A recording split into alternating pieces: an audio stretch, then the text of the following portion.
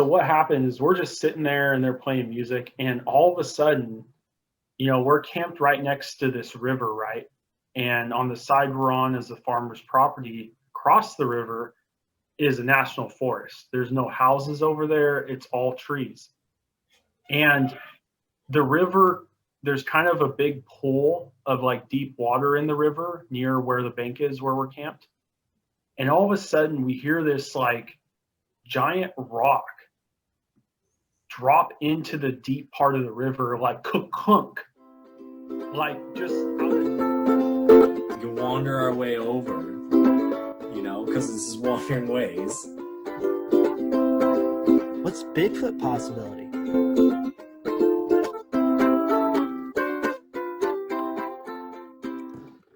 Clink. Hey guys, we're back. Wandering Ways podcast here. And we want to kick it off with something nice. We're going to tell you about our guest. Just kidding. We're going to wait till the end of our opening here to talk about our guest because, you may recognize by the title, it is Matt Buddy. It's his 4th time on here. We're excited. Yeah, 4th timer. Yeah, right? And, Mark out here living a great life, talking to injuries, doing all sorts of things. How are you guys? That's what I want to know. Yeah, no, it's all about the listeners today. It's all about our listeners, our wanderers. We want to check in with you guys this beginning little piece because we appreciate you guys so much and we care about you guys so much that we just want to make sure you guys are doing fine. Yeah. Practicing smart things out in nature, asking the right questions, not being that dumb tourist in Yellowstone. And yes, there's a Facebook page for that. Oh, I'm 100% sure there is. I'm on it. So, oh, I bet it's so good too. I bet it's just fantastic with stuff. It's actually a lot of people posting pictures of people being too close to bison. Oh, yeah. Man, people underestimate buffalo. Like, I don't know what it is. Maybe it's because they typically only eat grass. So people are like, let's go pet it. Like, no, this ain't your horse. I think they think cattle, right? Because bison are so similar to cattle. They're the cattle of the North America, right? Yeah, I get it. They're the herd animal. So they assume that. But like I've said, I've seen these things just jump fences. I've seen these things run at 30 plus miles an hour. Like, it's muscle. It's not fat. Yeah. Like, it's not corn fed. So it's got some meat to it, some good functional meat. So it's going to be it's that Montana grass fed bison, or South Dakota fed. Right? Depends on where you're at. Yeah, 100% depends where you're at. But it's not the cornbread, it's not the grain fed, it's not the Wagyu who's getting them massaged all primped up. No. These guys, they live through the shit, and so they're born fighters. Yeah, no, I mean, they're cool animals, and to experience the things that I've been able to experience with them, just in my life, I'm blessed. To go on a bison hunt, that's huge. Not a lot of people get to do that anymore because manifest destiny. Let's go ahead and kill all the bison. So, which is really interesting because when I was at Pompey's Pillar, one of the things we studied was, do you know what else was happening at the time of the decline of the American bison? The expansion west. Well, not only that, and the raping and pillaging of my native ancestors, but the Industrial Revolution in Europe was also going on. So part of the hides, the bison hide, which is a lot stronger than cowhide, was being used on the belts. So if you check trade records, you'll see a lot of bison hide was going there for those reasons to help the Industrial Revolution. So there was a demand for that. I mean, there was a lot of waste of the animals. There was a lot of, hey, if we kill these off, we'll kill the Indians off. Blocked trains for days. They didn't like that. So they really hunted them down to the last 2,000 that are sitting there in Yellowstone Park, and now here they are. Zach was able to go on a bison hunt and experience them. So 2021. Yeah. Man, things are looking up in the world, Right? we got more buffalo. Yeah, it's sad that they got just like murdered. They got murdered. I'm gonna say it. They weren't hunted, they were murdered. I mean, and my thing is you see that, and I get like you don't need that many of them, especially when the population was that small. So when you kill off that many in such a short amount of time, yeah, it is murder, because you're not using them, you're wasting things. And you see the mounds of skulls, like there's guys standing up on top, and you're like, holy crap, that's a huge mound. Yeah, it's murder. But I mean, I would have loved to been in a train back in the Old West and been able to like just look out the window. I mean, being Native American, I wouldn't be allowed. So let's think about that first when I make this statement. But if I was allowed to sit in the train and see the bison and be delayed for days, I would love to have seen that back in the day. Well, Zach, just so you know, you may not be delayed for days. And it may not be the Old West, but it's the New West. And you can ride that train still today and see the New West on that train. You won't be stopped for days because of the buffalo, but you can still get your train ride if you wanted and head to like Chicago. Well, and what's actually interesting when we talk about the train is Montana is starting to open up a southern passenger train, which is essentially going to link Billings, Bozeman, Missoula, and kind of connect with I believe the Amtrak. I'm not 100% sure what it all will end up being, but it's to help promote that tourism back into Yellowstone Park and Livingston there. So you have all sorts of cool stuff like that coming along too to do out here. And one place I really want to take you is Chama, New Mexico. It is a place I was able to grow up as a kid up in the northern New Mexico mountains. But they have a train, and you can take the train, and it's an old coal train. It has the black smoke and does its thing, drives right around the river there. And you go right up into northern Colorado. It does its turnaround and comes back. But it's such a beautiful area. And yeah, to do something like that would be fun. For sure. Speaking of tourism, back to our amazing guest today, Mr. Matt Buddy Williams, everybody's buddy, Matt. Lakota Thunder 82 on Instagram. Oh, that's right. Lakota Thunder 82. I didn't shout him out. Check him out right now. Stop what you're doing before you get on this interview. Get on your Instagram. Check out Lakota Thunder 82. He's got pictures like they're worth a look. Well, and I love Matt because the way he takes his pictures of these beautiful places he goes to, his picture is more about the story, right? He's taking a picture of like, look what I saw, I'm going to tell you about it. Not like I framed this picture perfectly the way I want it because like I want the picture to tell the story. I'm going to use it as a reference to tell you because like, did you see that? I took a picture of that river.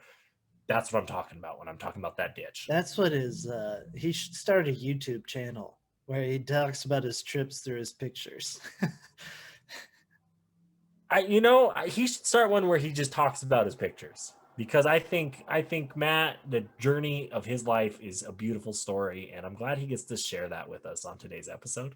I keep telling him he should have Matt Buddy Thoughts as a podcast, but I think it would be fantastic. But anyways, he went up to Olympic National Park. One of our, it's kind of been the popular one for us in the last like 6 months, Olympics. So, we got a lot of Olympic action, and Matt being back up there, he went to Hurricane Ridge, which we didn't do when we went with him. So exciting to hear that.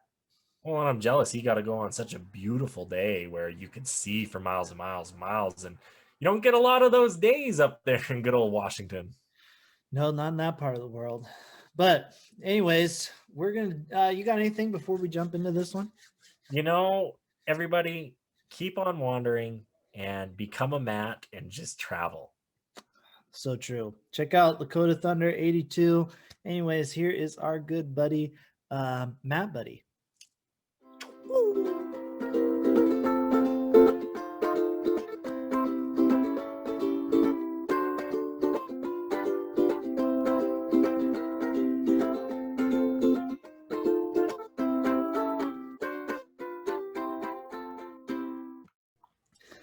Whoo, man, we are excited to have back Mr. Four-time, Mr. Everybody's Buddy, Mr. Matt Buddy himself.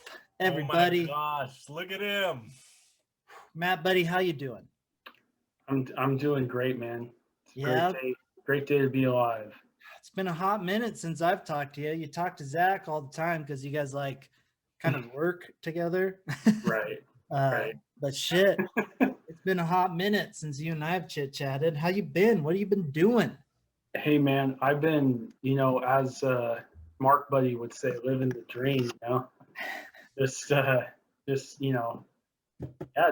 living life. Right But, on, dude. it's good to see you. You're all settled in. Looks like you got some books there behind you. So Yeah, haven't read a single one. No, I've read all of them. Dang, is that all of them? Just the one shelf? No, I got some. My favorite ones are up there. Oh, I see. And then I got all my textbooks down below. You can't see my textbooks. Gotcha. So Never read a book in my life, but my is... Why does that not surprise me that Zach is the one out of this group that hasn't read? I'm not sure Zach knows how to read. I need pictures because when there's too much words on the page, it's like they're attacking me. It's just like too much. I need some break in the page. He's the slip through the crack education failure. Well, I'm just fucking with you, man. I graduated with honors, so I'm happy about that. But I was thinking of something the other day, and this one works for both of you guys because you're in Capitol Reef National Park, you're in Arches, you see the Native American petroglyphs and pictographs, right? In the areas that I have seen surviving petroglyphs and pictographs, to me they seem like convergence areas where it's like, Pompey's Pillar, there's a crossroads, the buffalo go north there, people are always meeting up, there's trading posts set up there all the time, right? So we find that like the deer, the antelope, whatever, the images, right? And to me, we look at Native American people as not, you look at them as savages because that's what the history book said, right? But we know there were societies, economies, trade, all sorts of things happening, on North America present day. So my theory, and I'm curious to hear your guys' responses, and Matt Buddy specifically, is what's your thought is when you look at like Chernobyl and these towns that crumble and the societies that go away, right? What are the things that stay around? Well, the big businesses, their logo up on the screen that's still there because they made it out of plastic and it's hanging there forever, but the jungle's grown around it, but you still see the Nike logo up there on that building, right? Who's to say that those weren't just like graphic designs, rather than, savages painting buffalo here. Like, no, he's Buffalo Joe, man. He sells buffalo hides. Whatnot. Oh my God. I see where you're going with it, and I don't think the world was as capitalistic back then. I mean, it's still your like, hey, this is the successful buffalo hide trader. Hey, this is Bertha and her beads, like.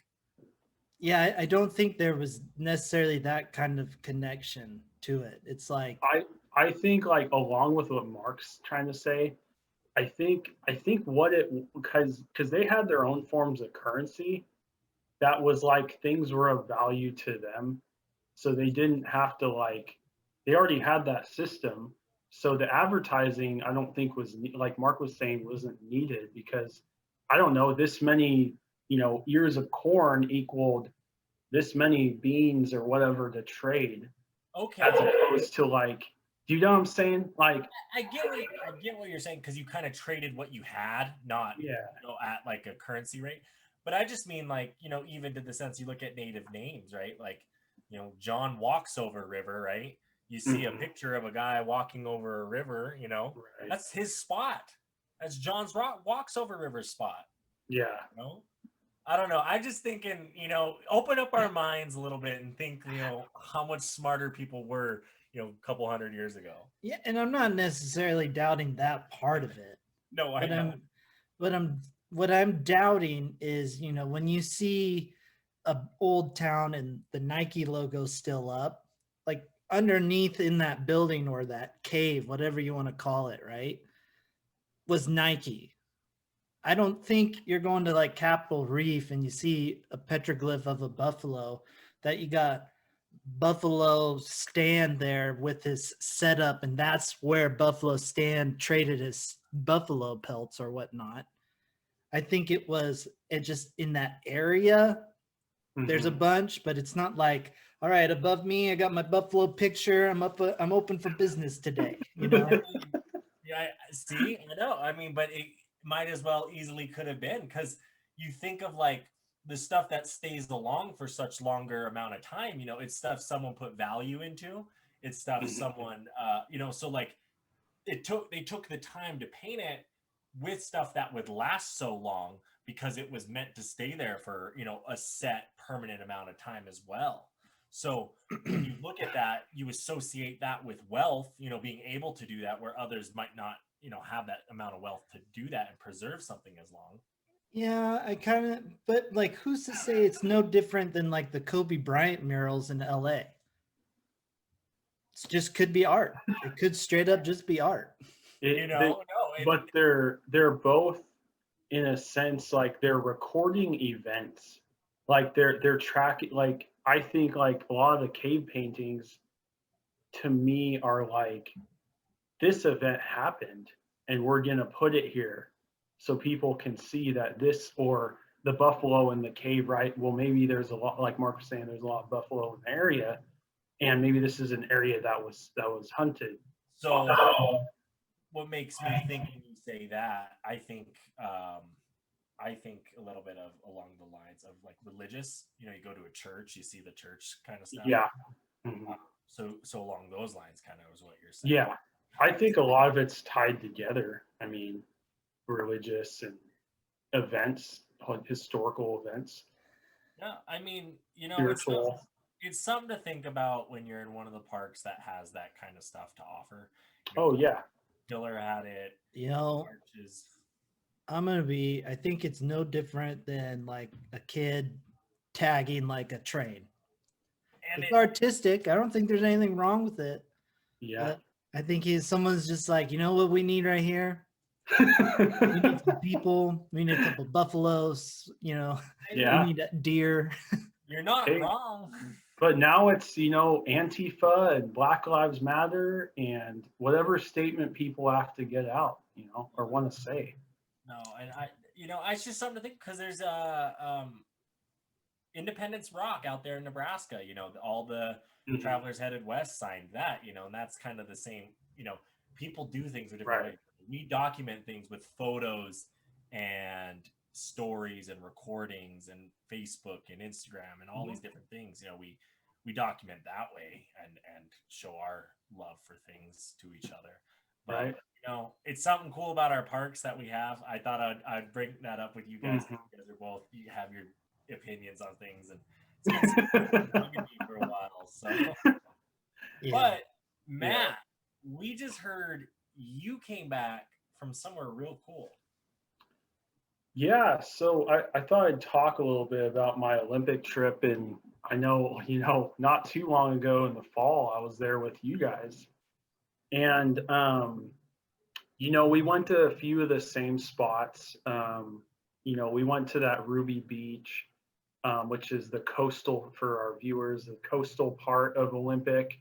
There's a small section, and I could see why that's part of the park. It's beautiful. It's very rocky. It's not a sandy beach. It's a rocky beach, but it's a good one for beachcombing and seeing the rocks in the water and the creek coming in. Hold up. You can't say it's called beachcombing in Olympic National Park because you can't take anything from our national parks. You got to get closer to your mic, Zach. Oh, My bad, guys. well, I apologize for that, viewers. I was encouraging illegal activity, so let Zach explain here. Well, no, a lot of the national parks, you're not allowed to take sticks, stones, break your bones, because part of that is like, hey, if we all took something, there'll be nothing for the next person. Makes sense. And especially keeping our national parks as much natural as possible. If you're taking shells, other creatures may reuse those shells. Animals may be living in them, you're taking that animal out of its habitat. Not good. But yes, it would be a good beach to comb, to look for things to leave there.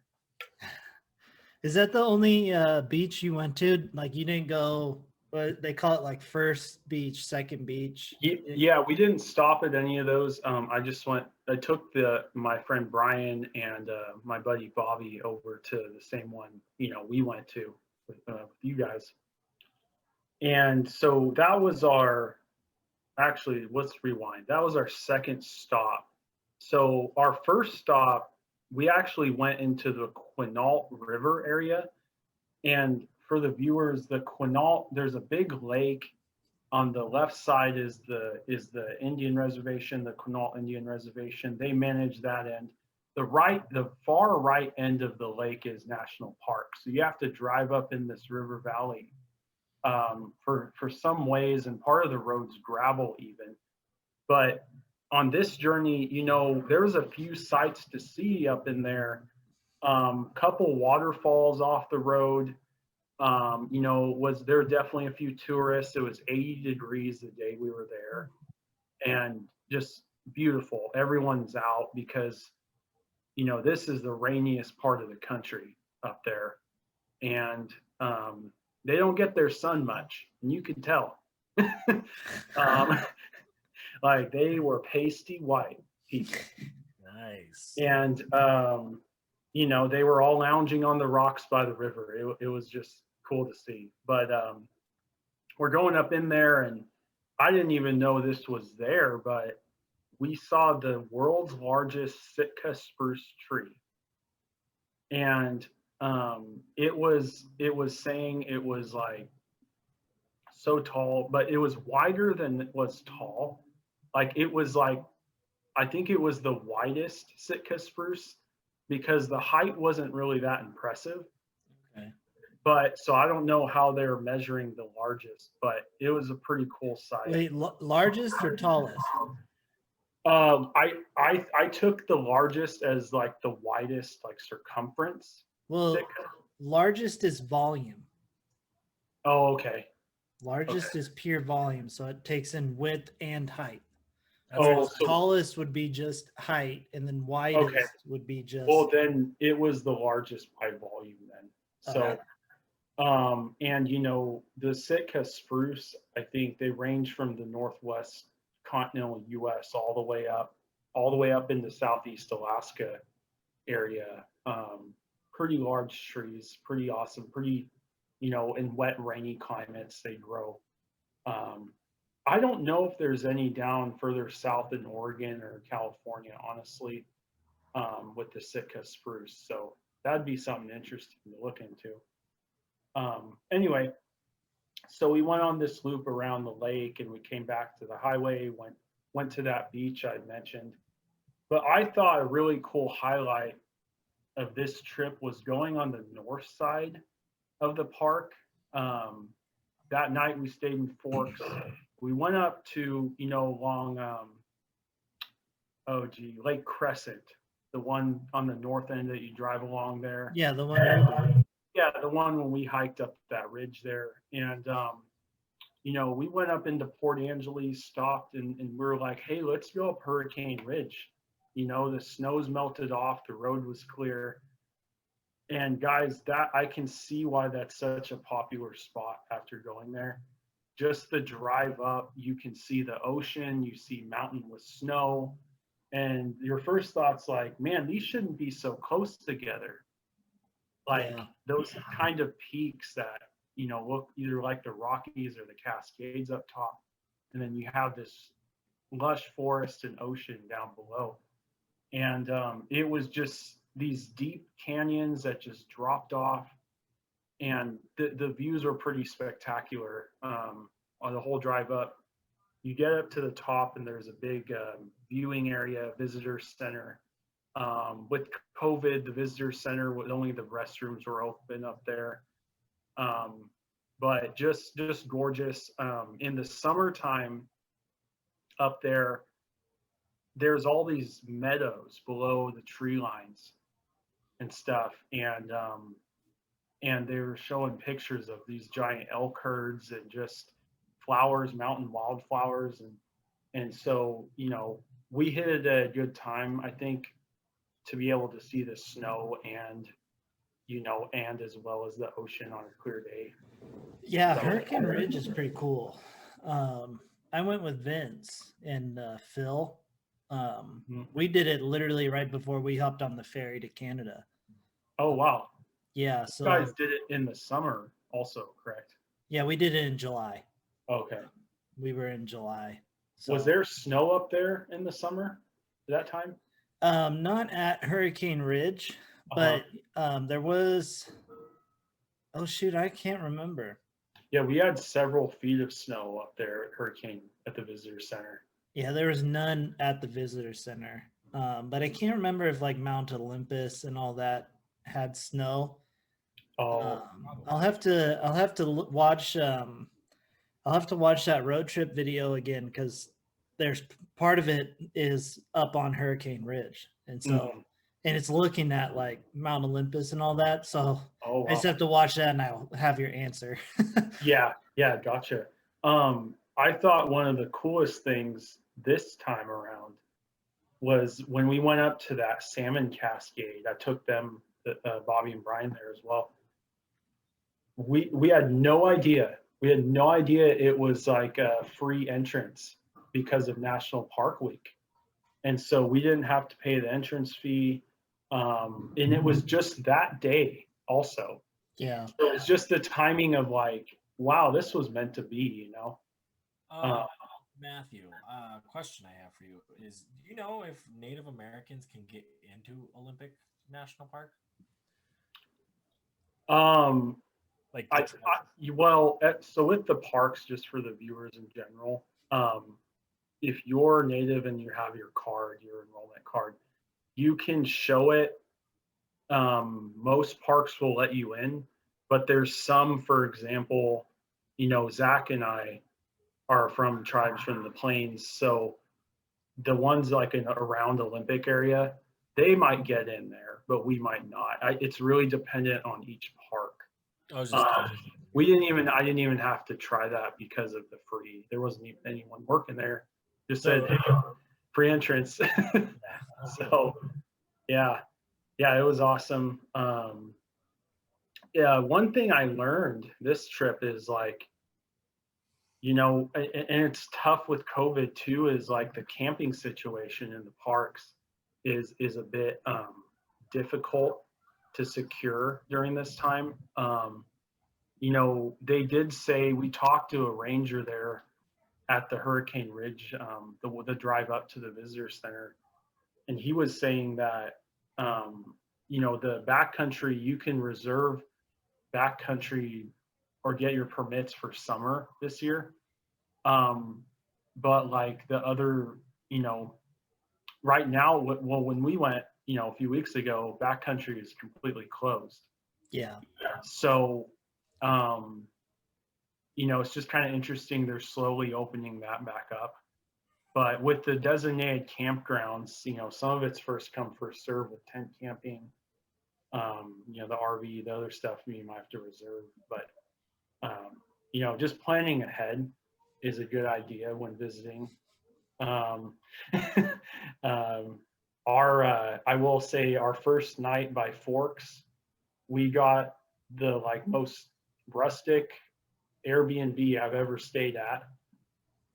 It was like a shack. Rustic and What's that? Rustic in what sense? So it was basically like a shed, Okay. like a farmer's shed that he had converted into like bunks.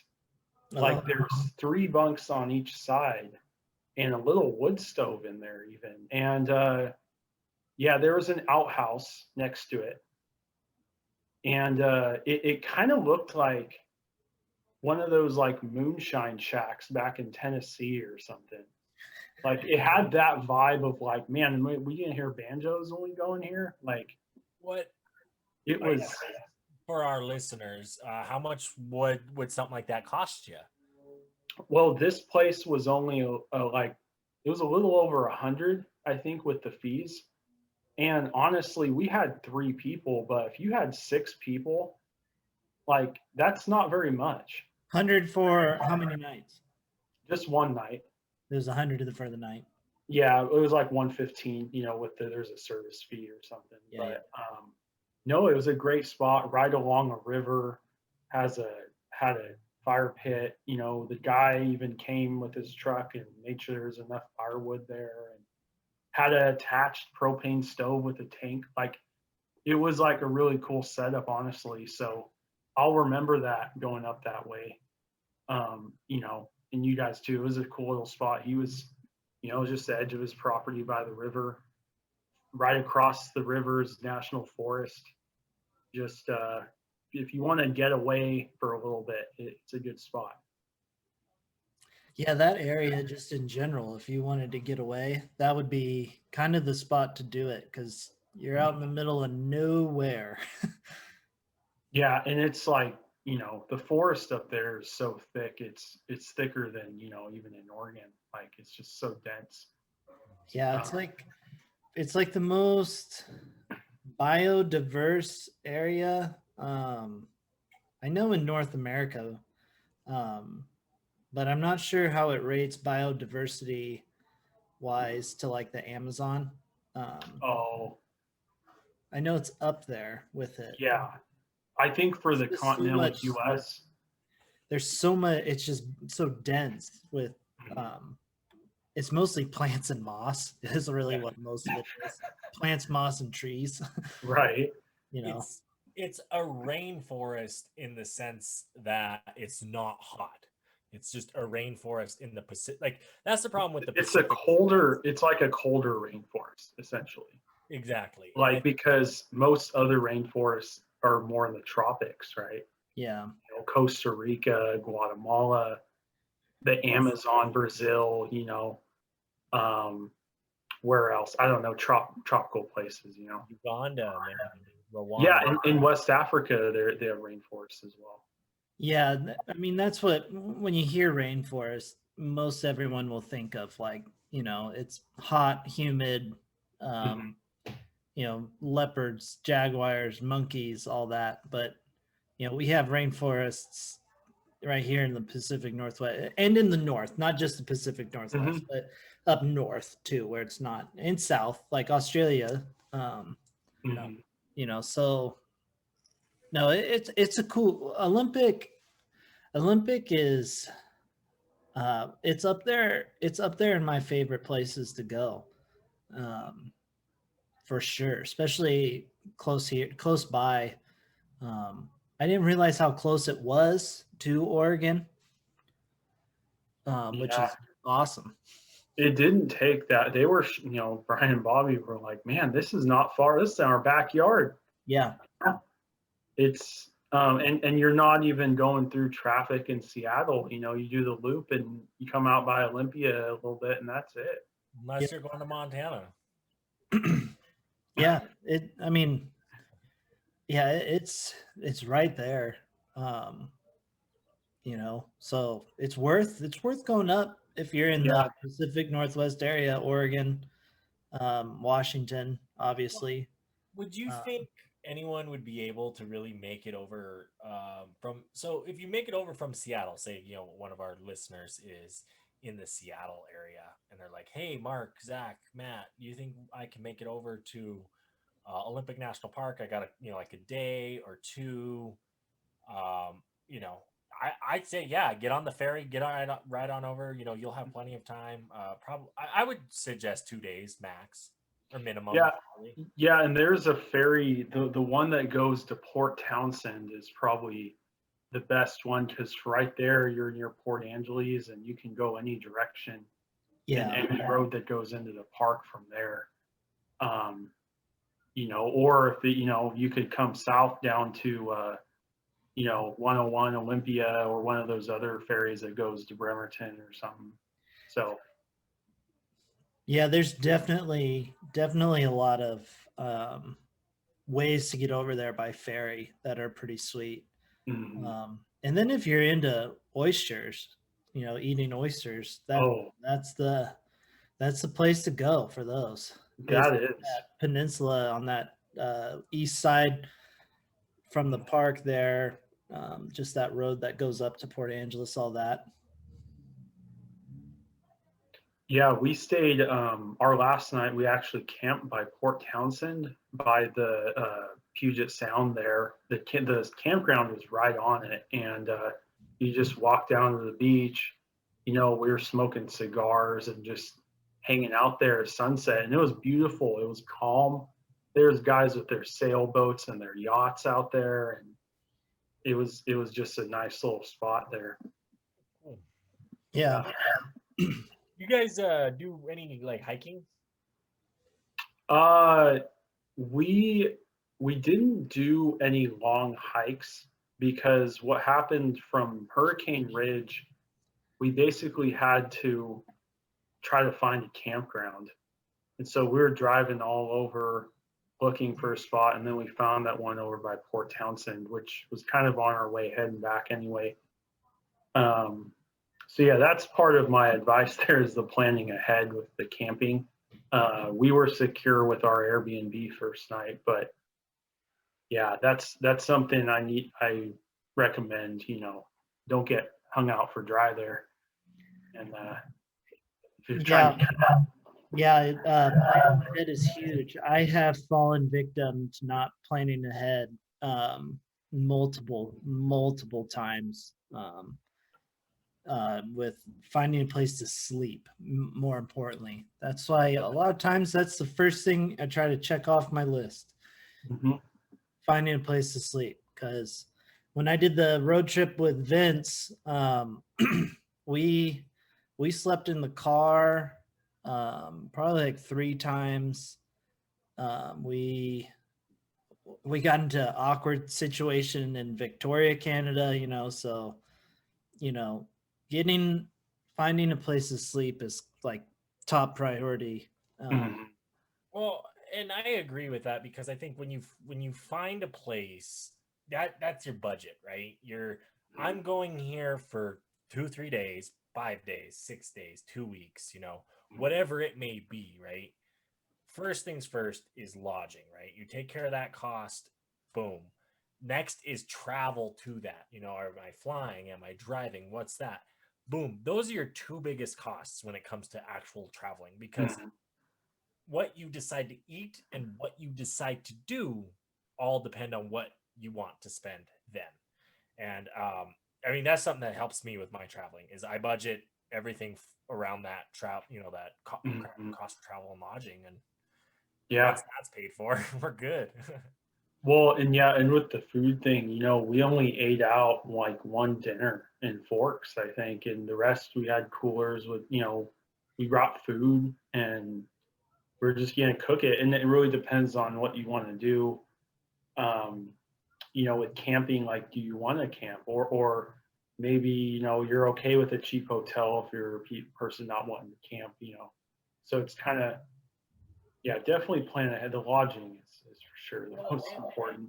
And with your lodging, with that being said, what I've noticed too with a lot of national parks, and if you're going to take your family or you're going to take some friends and you want to stay in the lodges, you want to stay in the hotels near the parks, do it way in advance. I'm talking months in advance, as soon as you know, because the closer and closer to it, you're going to be looking more likely campgrounds are going to be open, expensive lodging is going to be open, and maybe Airbnbs. Airbnbs depend on what's available, right? If there's only 2 in an area and both of them are booked, they're both booked. And that's something that I think it's the first thing. Can I even do the trip? Do I have somewhere to stay?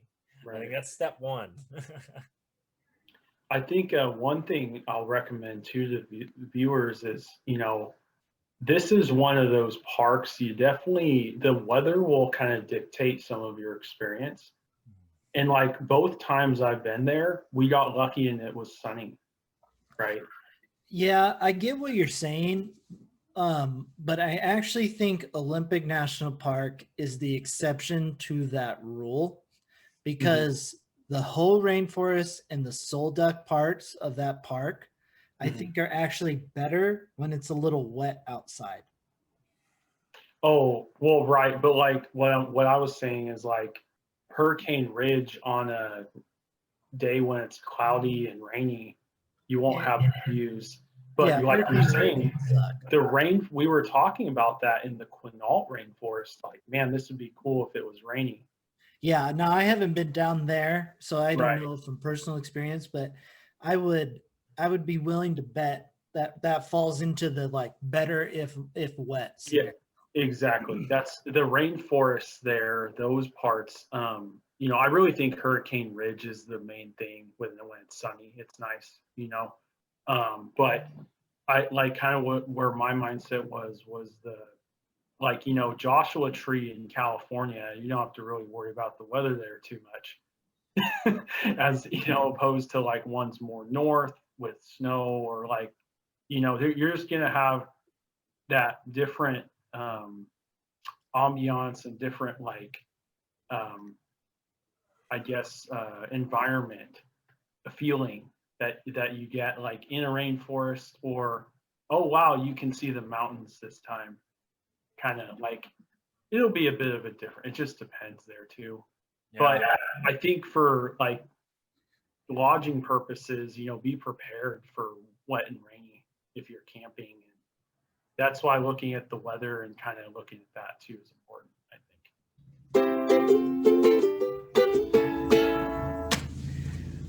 Thank you, Wanderers, for checking us out. Make sure that you are hitting that like button, that subscribe button, leaving us a review on the iTunes, on the Spotify's, or wherever that you are checking out this podcast today.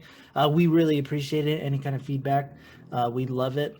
Make sure to check out the YouTube so you can see our beautiful faces instead of just listening to those beautiful voices. But hit the like and subscribe button there too to see all of the fun Wandering Ways stuff.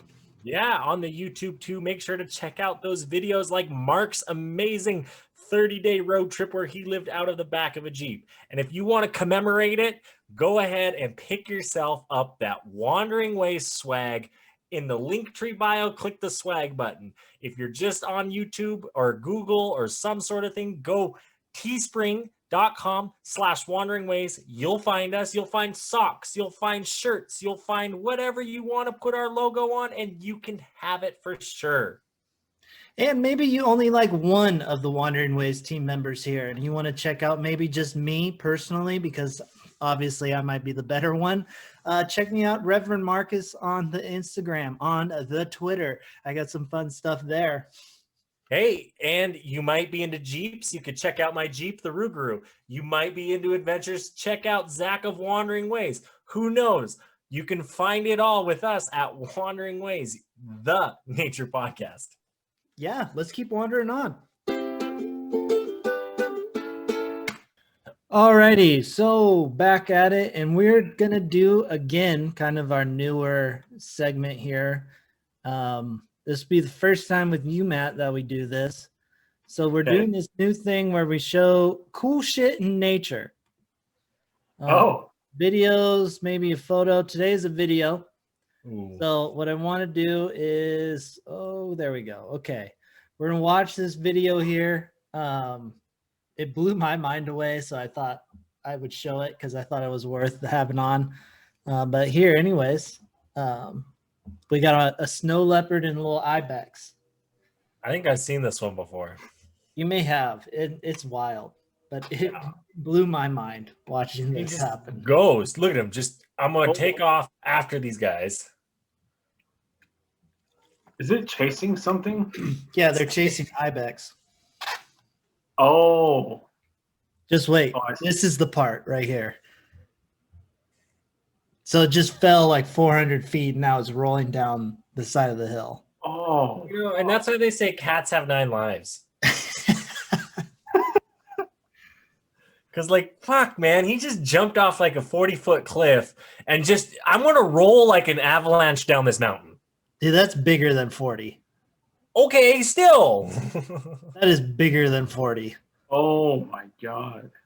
And that's not a soft snow landing. There's like rocks everywhere. Look at him just roll. I mean, look at him. They tumbled for a while. Tuck and roll, everybody. Tuck and roll. Yeah, that's my pro tip. If you ever fall from 400 feet, tuck and roll. Tuck and roll. This cat did it. Yeah, if a cat can do it, you can do it, right? And I think he still gets the ibex. So, I mean. Yeah. Actually, I'm pretty sure he does actually get the ibex. So. Oh, my God. He walks away with it. So, I mean, winner, winner, chicken dinner. Ibex. Exactly. Dinner. But that's some cool shit in nature. But, you know, that's like, it's just nuts because you think about like a domestic house cat and when they jump down from a tree, like, whoa, it's like a bigger scale. Yeah. Like, it's like, damn, like, you know.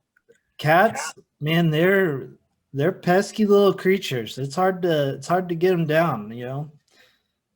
Growing up, we had a buddy's house. We took a cat and put him on a spinny chair. And we spun him for like 2 minutes. That's animal abuse. I wish did the one time. But so he got all dizzy, right? And he was kind of like freaking out. So when we put him on the ground, he wanted to run away. But since he was dizzy, he just curved and hit a wall.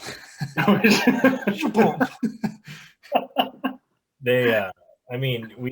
cousin's cat is a dog, right? So their dog has trained this cat. So the cat will like walk their fence like a dog, like secure the perimeter. When it's raining and stuff, he'll go like out in the rain and like play in the rain. Like cats don't like water, but this one like he'll get in the shower with my cousin because he just wants like water on him. Oh, that's weird. That's weird. But there are those cats, those odd ones that they are more like dogs in some regard, or they follow you and like, well, that's not like, I don't know. It's interesting like how some of them do that. Yeah, cats are cool, man. I like cats. The Egyptians had something about cats. I don't know. Cats are cool, but I think they're up to something. They're scheming. They're a bunch of schemers, and they're planning. Well, no, I mean, let's be real. Watch on Disney Plus. I was watching the show, and I think Mark was watching it too on Nat Geo. They're talking about the secret of the whales, the different whales, right? And we can literally prove that whales are practicing different types of cultures within their species. Belugas have adopted narwhals and they can communicate back and forth in the way they are one. If other animals can do it and interact with one another and have cultures and practice religions, the whales could be praying to some, when the sperm whales are sitting like that could be their church. They could be sitting there praying to their creator because they understand that there's a creator of some sort. And we just don't comprehend it because we don't comprehend their language because we don't know it. We don't know what their clicks are, Yeah. We're just vibrating our vocal cords, and that's how we communicate. 100%. It's not a lack of intelligence, it's a lack of communication. Well, and not only that, I look at like right now, me and you and Matt are talking over Zoom, which is essentially, bioluminescence because it's light we're creating back and forth. It's using metal rocks and rubbing them together like ants, and just the different things we can do to communicate with each other like this on such an easy, frequent level. It's quick, it's fast. We're able to accomplish things. and other things not being at that level. And I just, when you look at that and you look at like cats, right? Like, and the Egyptians, the way they have it, who's to say they don't got that agenda and they're playing us? Oh, they're scheming.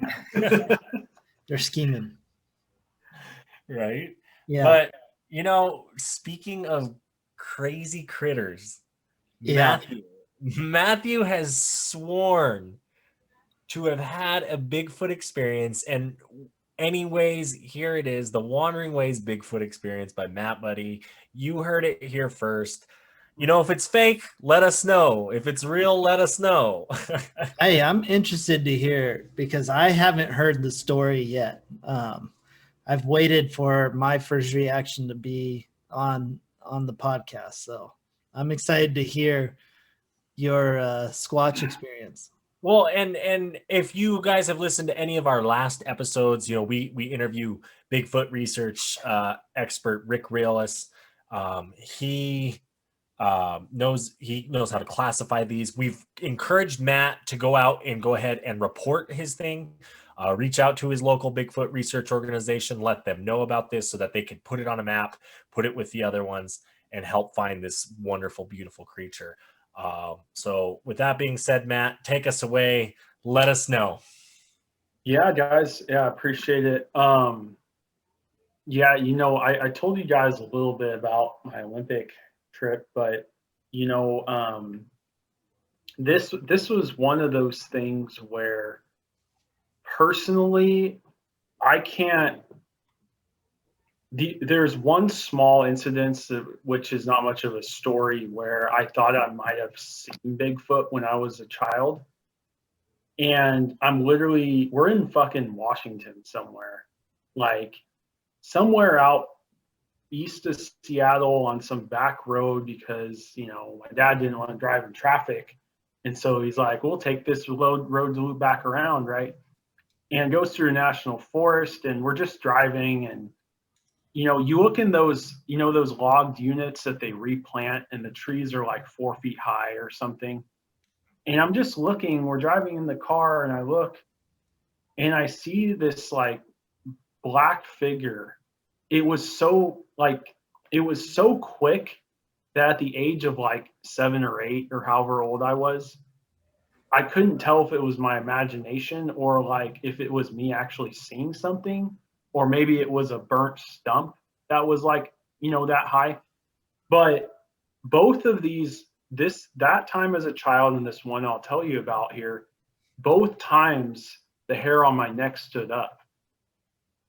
And, I'm a pretty spiritual person at this point in my life, like more so. And like, I think there's something to be said of when you react like that, or like when people see ghosts, they say the hair, stands up. And it's kind of like, that to me is like some sort of sign that it wasn't your normal, like, explanation. But, I was a small kid and it was such a quick glimpse driving by, you can't say for sure. Maybe it was a bear, and you're a kid and your imagination messes with you. But I'll go into this time, I told you guys a little bit about it's literally called the Shack, like this little shack we stayed in, Airbnb. And it's just me, Bobby, and Brian. We're sitting there by the fire, those times camping where you're done with dinner, they're drinking whiskey, playing music.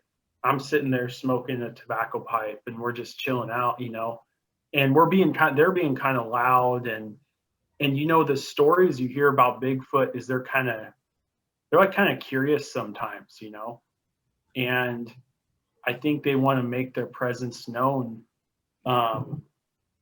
as well. But so what happened is we're just sitting there and they're playing music, and all of a sudden, we're camped right next to this river, right?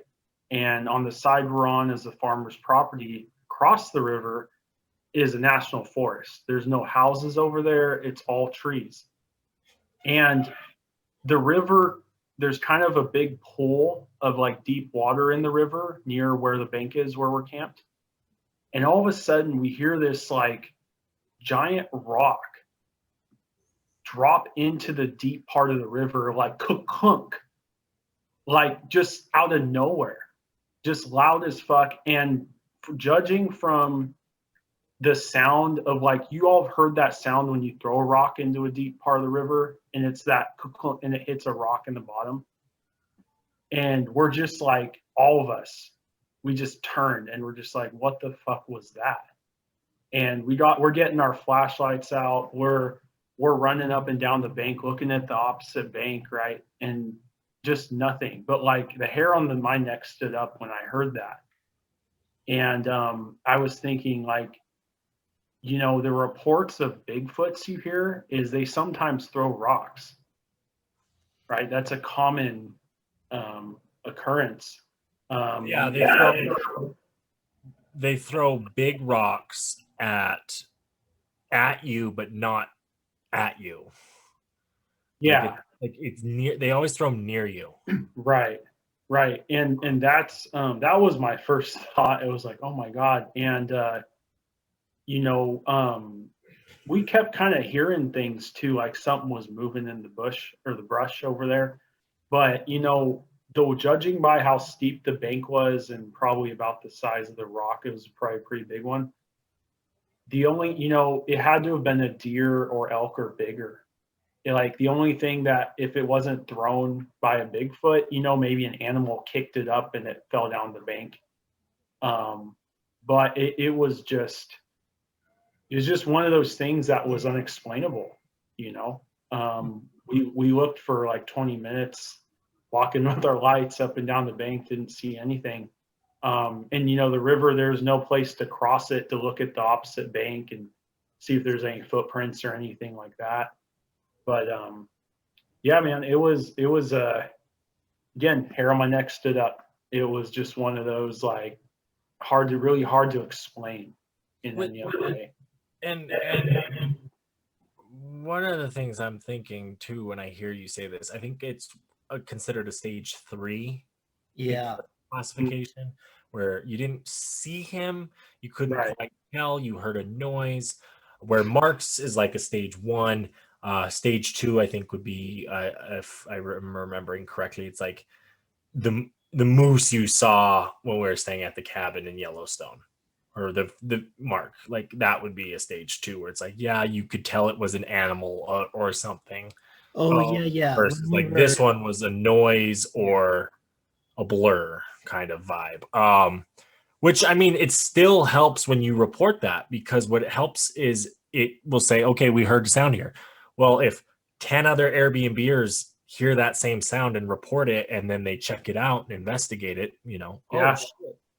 So, well, yeah, and maybe it frequents that area or something. But you know, in this case, it was like 3 guys that were sitting there that can confirm, like, we all heard that.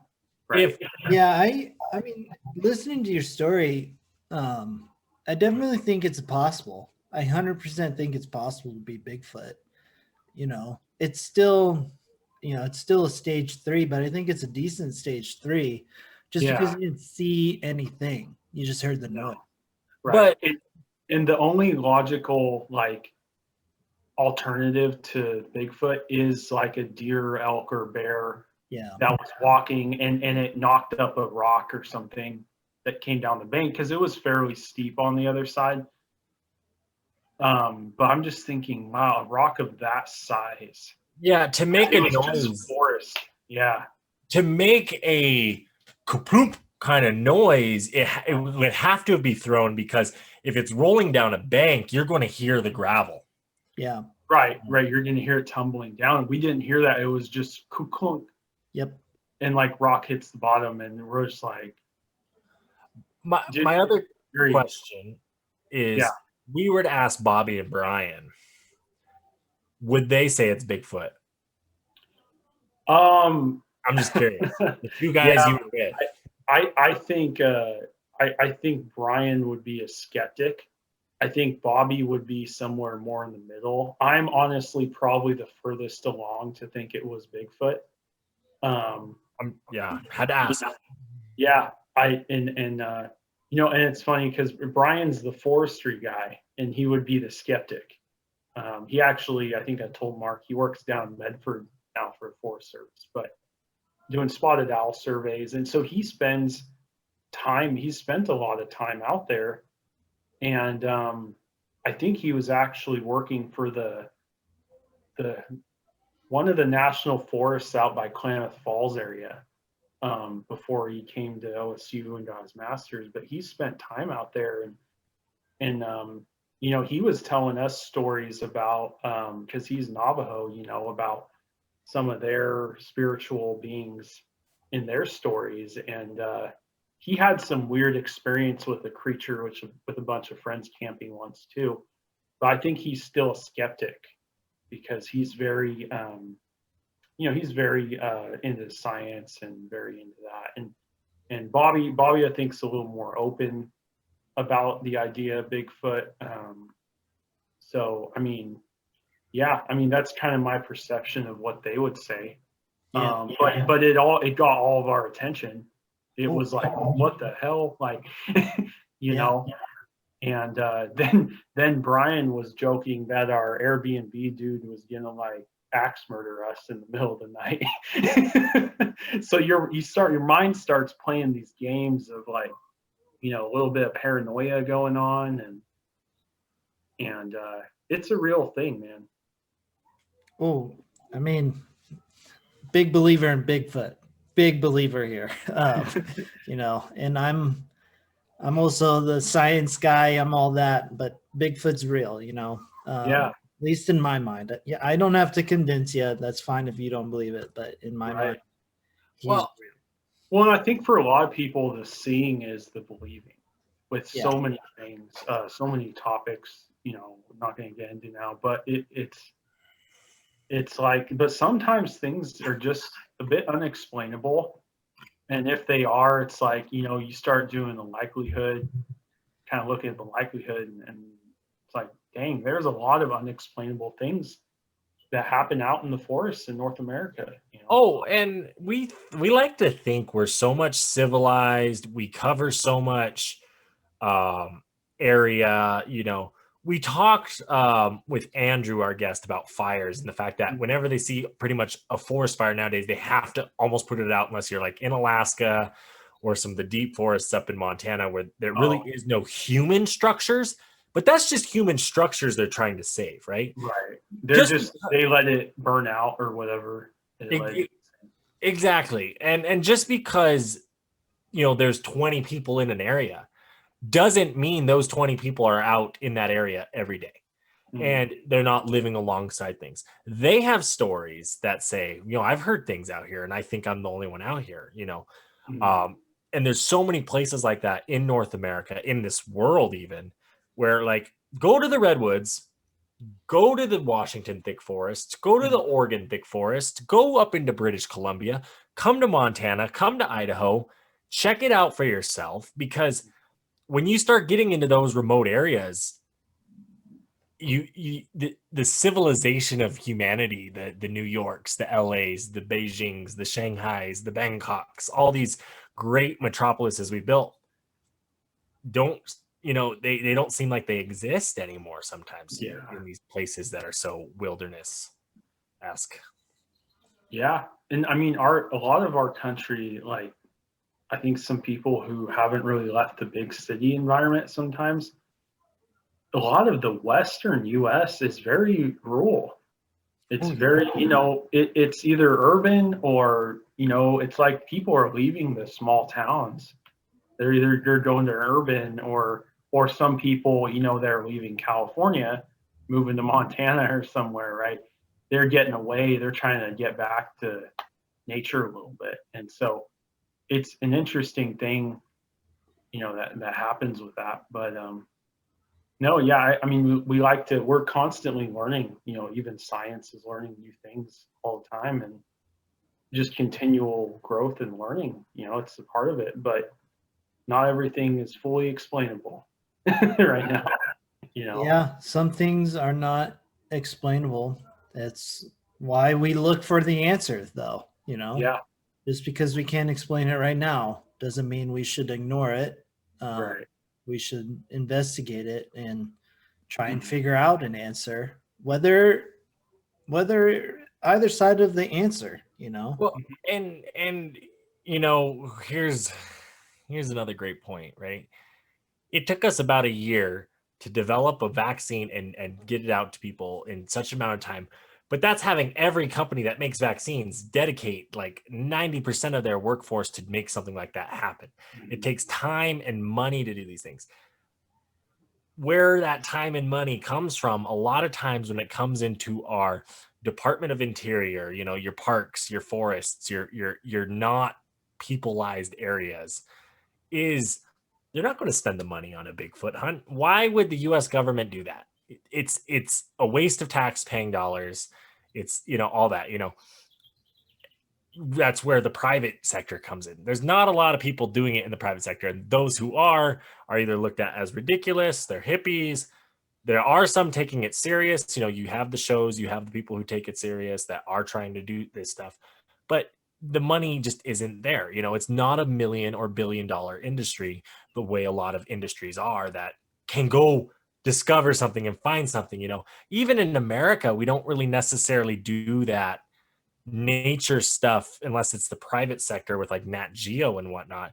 But like take David Attenborough and BBC and the stuff BBC, which is a public British organization, and like our PBS puts money out towards to do and create these nature documentaries and things about saving our planet and all that. Our own government doesn't do that. They fund PBS. Yes, these public broadcasting systems get funded, but not to the same extent of these organizations that can be created and whatnot. So why would this mythical fantasy being, why would people spend time and money? Yeah, maybe for a TV show, for an episode, and they're going to interview the locals. Hey, Zach, it's funny you say that right there, because I was going to tell you guys both about this show on Netflix. It's like I think there's episodes of it, but I was a little high kind of watching it, so I can't remember the name right now, but no, it's in like Humboldt County area, and there's literally people in these stories, like this old guy who's just lived out there his whole life, right? Kind of hippie-ish guy. They had the guy from the Patterson Gimlin film. What's his name? But I can't. Anyway, You're talking the Hulu. It just came out on Hulu. Yes, it's Hulu. It's Hulu. On 4/20/2021. It came out. It was about weed. It's weed and Bigfoot like combined. Did you watch it? Well, part of it, but like I got into it and I was like, man, I need to finish this another time, because there were literally stories of like Bigfoot murdering like 2 men in some pot farm, like illegal pot grow. Yeah. Dude, like, this is something I gotta watch another time when I'm sober. You need to watch the other episodes, because they'll give you more of an understanding of the show. Because the first episode is a lot like the trailers in the sense of like it's hyping you up, kind of thinking these guys are trying to pin a Bigfoot kind of on, or a murder on Bigfoot. Right. We're actually going to talk about this on another episode we decided to talk about because of that area. So thank you for bringing it up. We really we'll let our fans know next week. That's something. Yeah. But what's interesting about it is it's hyped up like it's this big Bigfoot thing, because of like that's part of the tourism, that's part of the culture, that's part of what the the marijuana growers use to scare people off. But like it's almost an like interesting connection between the illegal pot grows, the black market, and then the Bigfoot, and how, like you just said, how they could use the Bigfoots to scare people away. Yeah, if you watch it, rewatch it, or finish it, one or the two, I don't know where you're at, and you'll really understand it more. Okay. Yeah, it looked really interesting, and I was like, it's decent. Yeah. But I mean, anyways, I got to be that guy. I am always that guy. We get to the end of these shows, and someone has to say, "Hey, time's up." But that leaves us with our final words. Again, Matt, you've been here before. You know how the show goes. Final words. You can say literally anything you want, promote anything you want. Literally, whatever's going on in your life, you're more than welcome to say it. But what are your final words, my guy? Yeah, I appreciate you guys having me on. And, I wanted to promote a product actually a little bit. And as you guys have, since you guys have known me, I drink those yerba mates. And, the yerba mate, the Gayaki brand, those yellow cans you see a lot of people get, that company does a lot of really good work with the Amazon rainforest. They do a lot with rainforest restoration. They contribute to the indigenous communities down there and the habitats, and producing the leaves for the tea. Very healthy product, high in antioxidants. That's my energy drink every afternoon. So instead of a conventional energy drink, but Gayaki Yerba Mate, it's a good brand if you care about nature, care about the environment. It's a good brand to support. I dig it. I dig Yeah, it. that's my words for today. As always, appreciate you guys having me on. Yeah, no, I mean, I don't even think you're sponsored by them, so that's great. Thank you for that. Ambassador program that I've been looking into. So there you go. Let them know about the Wandering Ways podcast. We appreciate that. We appreciate all of you guys, our wanderers. Each and every one of you sending us stories, doing this, doing that. I just had someone buy a sticker, and I'm going to give them a shout out today in the final words. Lazarus Flores Avalos out of Waco, Texas. If you're listening, or you just bought the sticker on eBay because you thought it was a cool sticker, thank you, my man, my ma'am, whoever you may be, him, her, that, it, whatever you may go by. Have a wonderful, beautiful day. Thank you for supporting us in our podcast. We truly appreciate it. We're out here in nature. We're knocking, our hands and fists with the earth, going up and down these mountains, seeing all these great animals for you guys, our listeners, to tell you our experiences. And when you guys help us out and support us, we appreciate it from the bottom of our hearts. With that being said, the Reverend, your turn. Yeah, Reverend's final words of wisdom today. First off, thank you, Matt Buddy, for coming on today. Appreciate it. We love the stories. Sounded like Olympic National Park was pretty legit. I'm not going to lie. Pretty jealous that you actually got up. Anytime you guys get out, I'm kind of jealous that it's not me that's out. But, stay beautiful, everyone. As for the Reverend's real final words of wisdom today, I've been working up on a big project that's more in the future, so this has nothing to do with it, but it's kind of somewhat similar. I am going to be running a 5K for nature. So if you want to donate any money to the WWF, you're more than welcome to. There's going to be a link in the bio, so please check it out. Donate as much as you can, or literally just give me a shout out on the Instagram, and that's totally worth it too. Make sure you put out 5K for nature in the hashtag though. It's just, I want to put fitness and nature conservancy together, help raise money for all of these different things to help promote and make our environment so much better. But with that being said, peace out, everybody. Bye.